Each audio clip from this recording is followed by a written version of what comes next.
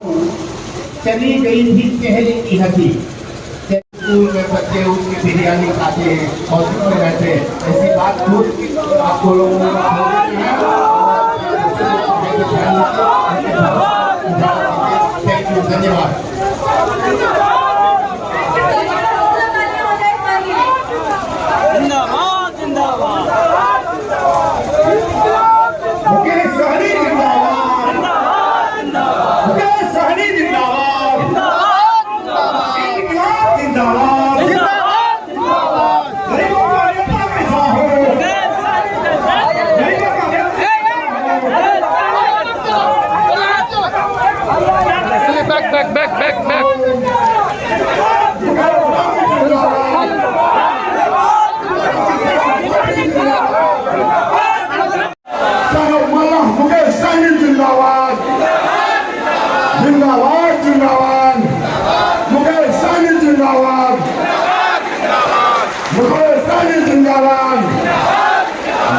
Party के राष्ट्रीय अध्यक्ष मुकेश सहनी जिंदाबाद, मुकेश सहनी जिंदाबाद, मुकेश सहनी जिंदाबाद, मुकेश सहनी जिंदाबाद।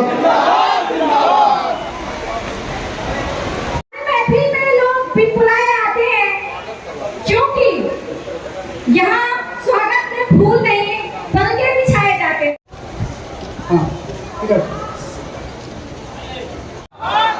नवोछिया की धरती जिंदाबाद।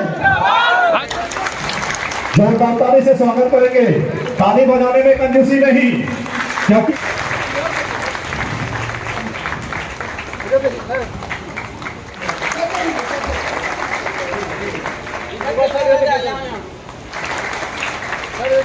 He got the prize in javelin.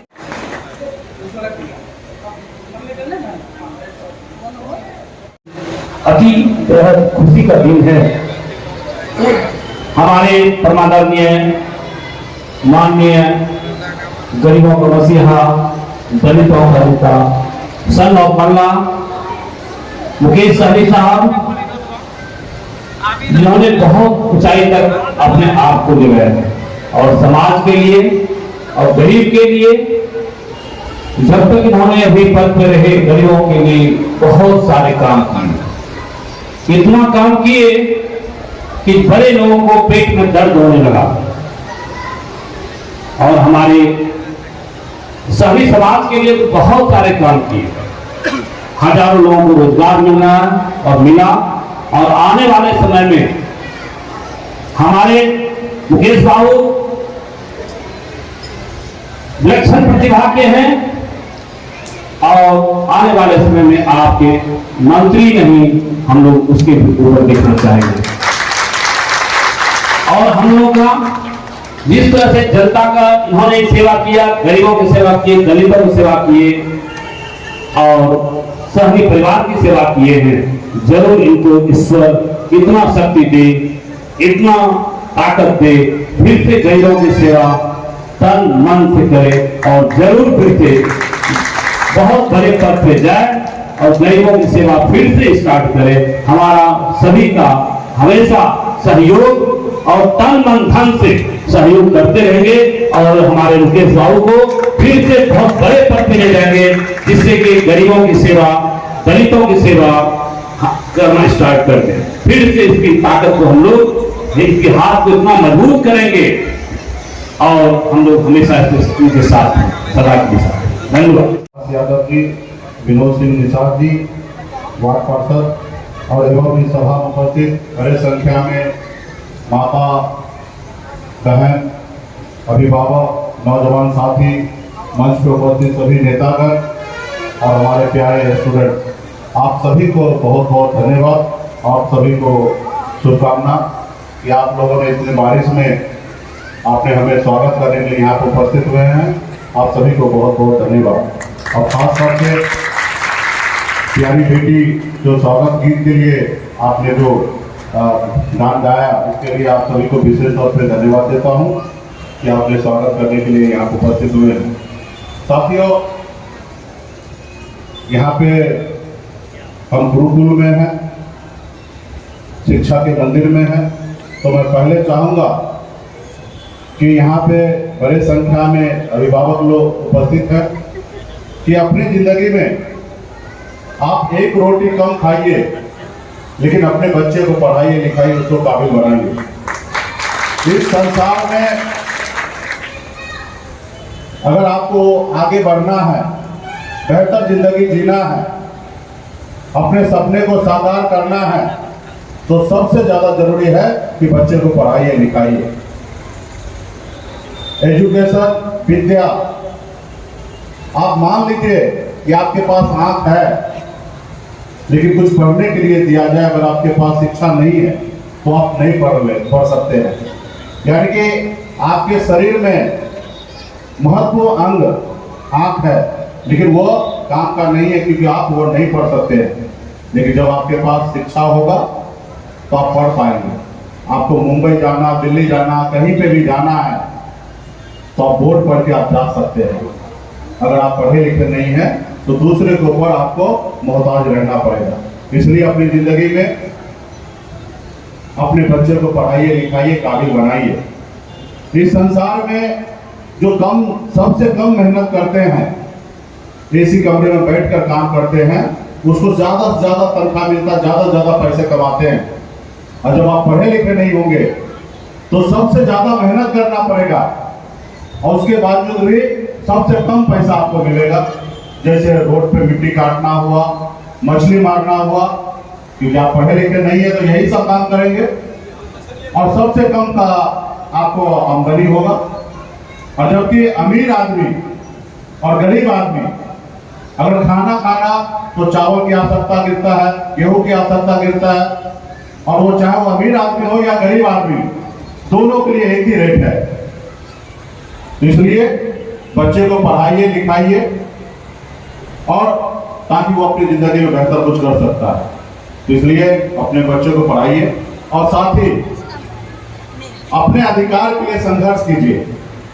जब आपका बच्चा पढ़ा लिखा होगा तो उनको पता होगा कि मेरा अधिकार क्या है, और जब आपका अधिकार समझ में आएगा तो आप उसके लिए संघर्ष करेंगे। आज ये भारत पहले गुलाम था, अंग्रेज शासन करते थे। जब हमारे साथ देश में गरीब पिछड़े लोग थे तब तक वो राज कर रहे थे। जब धीरे धीरे देश के लोगों को समझदारी आया, समझ में आया कि ये देश हमारा है, तो उसके लिए वो संघर्ष किए, लड़ाई लड़े और देश को आजाद कराए।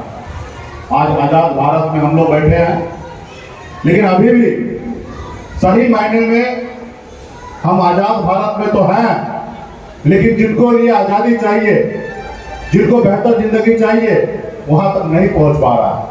खास करके गरीब के लिए ये जो सरकार सिस्टम जो भी बनाया गया है, संविधान बना है, उसमें सबसे पहला सोच हमेशा वो रहा कि नीचे पंक्ति वाले लोगों को ऊपर लाना है। लेकिन कुछ लोग जब ऊपर बैठ गए हैं तो नीचे वाले लोगों के लिए देख नहीं रहे हैं, उनके लिए काम नहीं कर रहे हैं। राज्य सरकार का खजाना हो या केंद्र सरकार का खजाना हो, उसमें पहला अधिकार गरीब लोगों का है, क्योंकि संविधान में या देश में इस तरीके की व्यवस्था है कि जो ज्यादा पैसा कमाएंगे उनसे टैक्स लिया जाएगा। वो टैक्स के पैसे से रोड बनाएंगे, गरीब को बच्चे के पढ़ने लिखने के लिए स्कूल बनाएंगे, गरीब अपने गाड़ी से नहीं जा सकता उसके लिए बेहतर सुविधा देने के लिए रेलवे हमें चालू करना है। तो ये सारी चीजें करना था और करना है, लेकिन आज वो नहीं हो रहा है। जो लोग ऊपर पहुंचे हैं वो नीचे के लोगों को नहीं देख रहे। कुछ लोग चाहते हैं कि उनके लिए काम करे तो उनको मौका नहीं मिलता है। इस देश में आज भी कुछ लोग ऐसे हैं, वो चाहते हैं कि जो नीचे तबके लोग हैं, गरीब लोग हैं, वो हमेशा गुलाम बने रहे, वो उसकी जिंदगी बेहतर ना हो पाए। और उसी के लिए मैं खुद एक गरीब परिवार में जन्म लिया। पिताजी मछली मारते थे, दादाजी मछली मारते थे, ऐसे घर में जन्म लिया। और आप समझ सकते हैं कि ऐसे घर में जन्म लेने के बाद उसका बचपन किस तरीके से बीतता होगा। हमने अपनी बचपन बहुत अभाव में बिताया। फिर मैंने 18 साल की उम्र में, जिस उम्र में बच्चे को पढ़ना लिखना खेलना कूदना अपने परिवार के साथ रहना होता है, उस उम्र में अपने गांव को छोड़कर मुंबई जैसे शहर चला गया। वहां मेहनत किया, मजदूरी किया, 900 रुपये महीने पे नौकरी करता था और आप लोगों के आशीर्वाद से, माता पिता के आशीर्वाद से एक समय आया कि एक बेहतर जिंदगी जीने लगा। अपनी मंजिल को हमने प्राप्त कर लिया, बेहतर जिंदगी जी रहा था। फिर मैं जब बिहार में आके देखा तो देखा कि हमारे लोग बहुत पीछे हैं।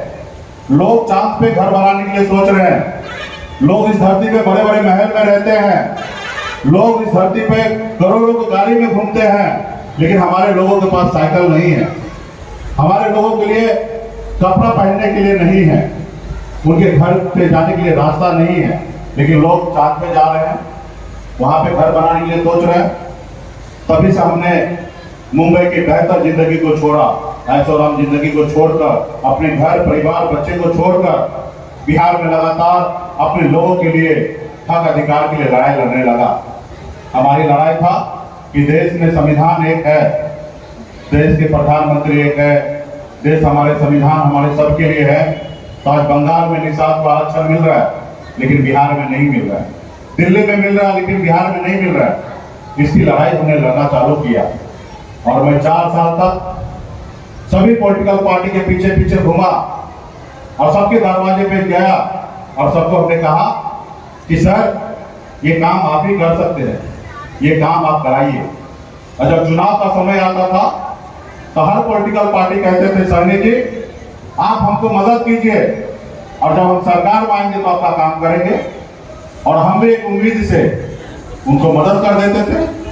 और जब चुनाव निकल जाता था तो भूल जाता था कि मुकेश सहनी का समाज का भी कोई समस्या है, उनको भी देखना है। हम 4 साल तक लगातार दूसरे नेता के पीछे घूमते रहे। फिर मैं निराश हो गया। मैं सोचा कि क्या करना चाहिए। मैंने पटना में 7 दिन तक आमरण अनशन में बैठा कि ये समाज का बहुत सारा समस्या है। पूरे बिहार में हमारे समाज का जो नदी तालाब है सूखते जा रहा है, उसमें बहुत सारे लोग, दबंग लोग उस पर कब्जा कर लिया है, उसको दूर कीजिए। ऐसे तमाम ऐसे समस्या को लेकर बैठा कि मछुआरा के रहने के लिए घर नहीं है, उनको घर बना के दीजिए। हमने 7 दिन तक अनशन में बैठा, कोई सुनने के लिए नहीं आया। छोड़ दिया कि आदमी आमरण अनशन करते करते मर जाए, लेकिन कोई सुनने के लिए नहीं आया। फिर मुझे वही मंच पे एहसास हुआ कि जो काम इनको कह रहे करने के लिए, राज्य के मुख्यमंत्री को या बड़े बड़े नेता को, वो काम हम भी कर सकते हैं। सिर्फ उस जगह पे पहुंचने के लिए आवश्यकता है, और उस जगह पे पहुंचने के लिए बाबा साहब अम्बेडकर ने हमें संविधान बना के दिया। उसने हमें वोट गिराने का अधिकार दिया, और जिसके पास ज्यादा वोट होगा वही चुनाव जीतेगा और वही उस जगह पे पहुंचेगा। और वोट हमारे पास है, 15% वोट हमारे पास है, लेकिन हम नहीं जीतते, लेकिन दूसरे को जिता देते हैं। जब चुनाव का समय आता है तो हम 500-1000 रुपए में वोट बेच देते हैं, और जिसके पास वोट नहीं होता वही खरीदता है। आप मान लीजिए कि आपका मिठाई का दुकान है, और आपका मिठाई का दुकान रहते हुए आप दूसरी जगह मिठाई खरीदने के लिए जाइएगा? नहीं जाइएगा, क्योंकि आपके पास खुद का मिठाई है। जिसके पास दुकान नहीं है वही खरीदेगा। इसका मतलब वोट हमारे पास है, और जो खरीद रहा है ये मान लीजिए कि उनके पास वोट नहीं है, इसलिए वो खरीदते हैं और खरीद के जीतते हैं। और हमने निर्णय लिया कि अपना वोट अपने साथ रखेंगे। जैसे लालू प्रसाद यादव जी ने अपना वोट अपने दल में गिराया, फिर बिहार का मुख्यमंत्री बने। आज उनका समाज देखिए कहां से कहां पहुंचा। उत्तर प्रदेश में बहन मायावती, दलित की बेटी, 4 बार बिहार उत्तर प्रदेश में मुख्यमंत्री बनी। उन्होंने अपना दल बनाया, और जब दल बना तो समाज को बल मिला, और जब बल मिला उनके हर समस्या का हल हुआ। तो हमने भी सोचा दल बनाएंगे, और हमने 2018 में दल बनाया और हमने लड़ाई लड़ा। 19 में हमें सफलता नहीं प्राप्त हुआ, लेकिन 20 में लड़ाई लड़कर हमने सफलता प्राप्त किया। राज्य में हमारे 4 विधायक बना। हमने हमारे 4 विधायक के सहयोग से बिहार में हमने सरकार बनाया। हमारे सहयोग से बिहार में मुख्यमंत्री श्री नीतीश कुमार जी शपथ लिए। अगर मैं उस समय नहीं समर्थन देता तो आज बिहार का मुख्यमंत्री नीतीश कुमार जी नहीं होते, लेकिन हमने उनको समर्थन दिया कि बिहार आगे बढ़े, विकास तेजी से आगे बढ़े। लेकिन उनको हजम नहीं हुआ, जो देखा एक मछली मारने वाले का बेटा बिहार में राजनीति कर रहा है, हमें मुख्यमंत्री बनाया। जो लोग खास करके गरीब समुदाय को, लोगों को गुलाम बना के रखा है, उनको अच्छा नहीं लगा कि एक मछुआरा का बेटा कैसे आगे बढ़ रहा है। और ये तो बेगर मुखिया बने हुए, बेगर विधायक बने हुए, बेगर सांसद बने हुए, ये बिहार में लीडर बन चुका है। और अगर ये 11 सीट देना पड़ता है, कल हो सकता है 51 देना पड़ेगा। अगर हमारे सरकार का अभी ये पार्टनर है, आने वाले समय में बड़ा पार्टनर हो जाएगा, क्योंकि हम सरकार का पार्टनर थे। भले 74 विधायक बीजेपी के पास था, लेकिन हमारा 4 उससे कम नहीं था। उनके 74 हटता तो भी सरकार गिरता, और 4 हटता तो भी सरकार गिरता। और जब हमें पावर मिला तो हम क्यों ना काम करें, अपने लोगों के लिए काम कराएं। तो मैं काम कराने लगा तो लोगों को परेशानी होने लगा। खास करके नौगछिया में भी 30 साल से 35 साल से दबंग लोग तालाब को कब्जा करके रखा था। उनका तालाब था वो खरनेर नदी, दबंग लोग कब्जा कर लिया था, सरकार का था, उसमें प्योर गरीब लोगों का हाथ था।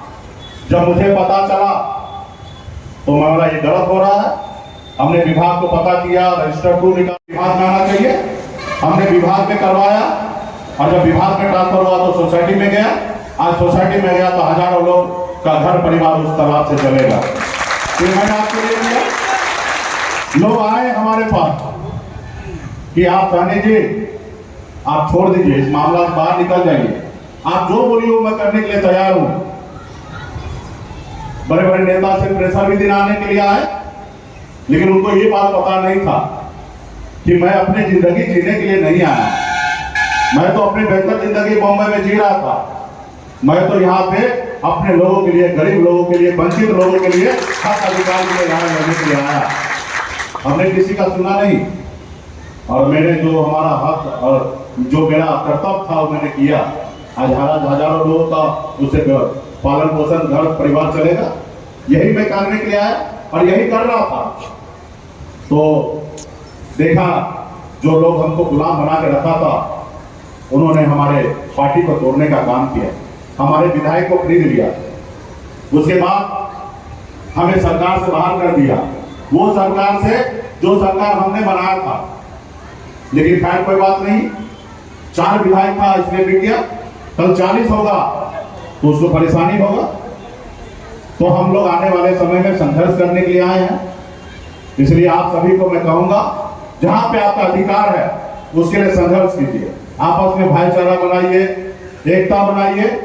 और आपका दल बन चुका है, और दल के साथ रहेंगे तो आपको बल मिलेगा, और जब बल मिलेगा तो हर समस्या का हल होगा। आज हमको आपने, मैं कोई शाहरुख खान के जैसे नहीं दिखता, मैं एक मछुआरा का बेटा हूं। आज हमारे सामने में भाजपा हो या बड़े बड़े पॉलिटिकल पार्टी हो, वो अगर झुका तो क्योंकि हमारे साथ आप कंधे से कंधे खड़ा है, इसलिए वो झुका, इसलिए वो हमसे पार्टनरशिप किया। भले हम 7 साल में ही मंत्री रहे, लेकिन हमने बहुत काम किया। आज उनको लगा कि ये समाज आगे उठ जाएगा।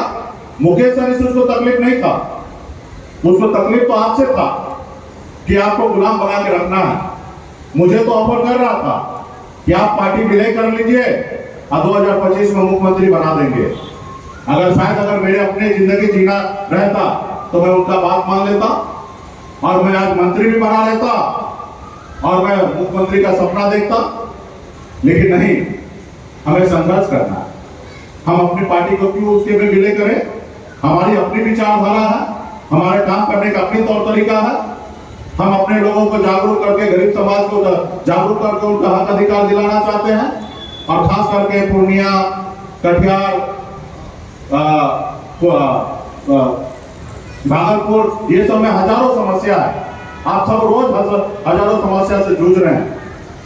तो इसके लिए हमने संघर्ष करने का रास्ता चुना, और मैं आज फिर से रोड पे हूँ, आपके साथ है। सुकून मिलता है कि मैं अपनी जिंदगी में गलत काम नहीं कर रहा, अपने लोगों के साथ हैं। जिस रोज आप समझदार होंगे उस रोज हमारा संघर्ष सफलता की ओर बढ़ेगा। नहीं तो आप और हम मिलकर संघर्ष करते रहेंगे, और आप और हम संघर्ष किए हैं। तो देखिए 2 साल में हमने बिहार सरकार का हिस्सा बन गया और आने वाले समय में आपके पास 18% वोट है। आप जिसके साथ होंगे उसी का साथ। मान लीजिए कि 10 फीट खोदने पे सोना निकलेगा और हम लोगों ने संघर्ष करके 8 फीट हमने खोद दिया है, 2 फीट और खोदना है। 2 साल फिर अपने अपने लोगों के बीच में घूम के बताना है, अपने वोट का अधिकार को समझाना है। और फिर देखिए एक रोज फिर आप उस जगह पे पहुंच जाएंगे जिस जगह पे आज माननीय मुख्यमंत्री नीतीश कुमार जी हैं, उस जगह पे आप पहुंचेंगे। और जब उस जगह पे पहुंचेंगे, जो आपके मन में सपना है वो सपना को आप साकार करेंगे। जब उस जगह पहुंचेंगे तो सपना साकार होगा और उस जगह पे आपको पहुंचाना है, अपने को खुद को पहुंचना है। तो इसलिए साथियों फिर समय आएगा, आप लोगों के बीच में कैडर करेंगे, बात रखेंगे। अभी तो जरूरी है कि अभी अपने बच्चे को पढ़ाइए लिखाइए, काबिल बनाइए और आपस में भाईचारा बनाइए। कोई भी समस्या है तो डट के सब मिलकर सामना कीजिए। आज आप लोग हमारे पास आए, 10 लोग 20 लोग आए, बताएं, आपको 1 महीना 2 महीना मेहनत करना पड़ा लेकिन समस्या हल हुआ। उसी तरीके से जब आप लगे रहेंगे तो समस्या हल होगा। तो यही है कि आपस में सब आदमी कीजिए काम। और इस क्षेत्र में अभी हमने निर्णय लिया है कि हम ज्यादा से ज्यादा समय आप लोगों के बीच में रहेंगे, हर समस्या के साथ हम रहेंगे, हर तकलीफ के साथ आपके साथ रहेंगे, हर खुशी में मैं आपके साथ रहूंगा। और जब भी कोई दिक्कत हो तो फिर आइएगा, आप लोगों के साथ हम लोग काम करेंगे। इसलिए आपका दल बन चुका है और अपने दल के साथ रहिए और देखिए आने वाले समय में आपका सरकार बनेगा। आज हम 4 बनाए, कल 40 बनाएंगे और एक समय आएगा अपने दम पर बिहार में सरकार बनाएंगे। कोई कल्पना नहीं कर सकता था कि एक मछली मारने वाले का बेटा बिहार में विधायक का टिकट बांटेगा, सांसद का टिकट बांटेगा, विधायक बनाएंगे। और वो हमने करके दिखाया और बहुत ज्यादा समय नहीं लगा, सिर्फ हमने 2 साल में करके दिखा दिया। तो इसलिए आप आने वाले समय में यही संगठन पार्टी के साथ रहेंगे तो बहुत कुछ करेंगे। इसलिए सभी साथी को बहुत बहुत धन्यवाद। और यहाँ पे हमारे मदन जी सहयोग का विशेष इसमें योगदान था, क्योंकि इन्होंने ही पटना मधुकर जी को फोन किए। क्योंकि आप समझ सकते हैं कि एक मंत्री और जनता में थोड़ा दूरी हो जाता है। अगर जानकारी जान पहचान ना हो तो आपको पटना में थोड़ा भटकना पड़ता है।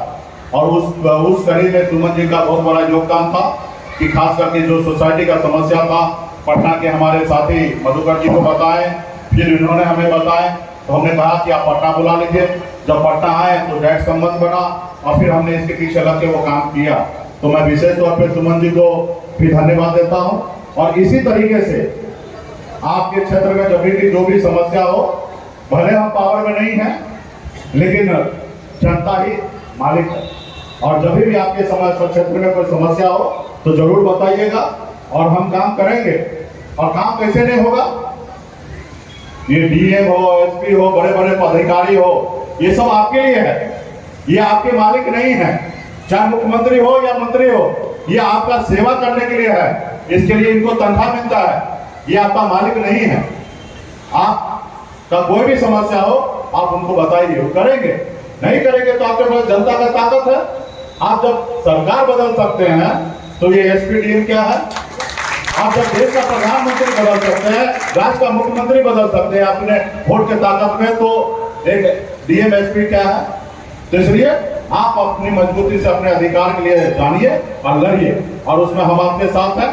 कभी भी कोई समस्या होगा तो हम आप लोगों के बीच में आते रहेंगे। हमारे स्थानीय जितने भी नेता हैं, जनप्रतिनिधि हैं, उन लोगों के संपर्क में रहिए और आप लोगों के बीच में हम लोग संपर्क बनाएंगे। तो धन्यवाद। आप सुमन जी, आपको बहुत बहुत धन्यवाद।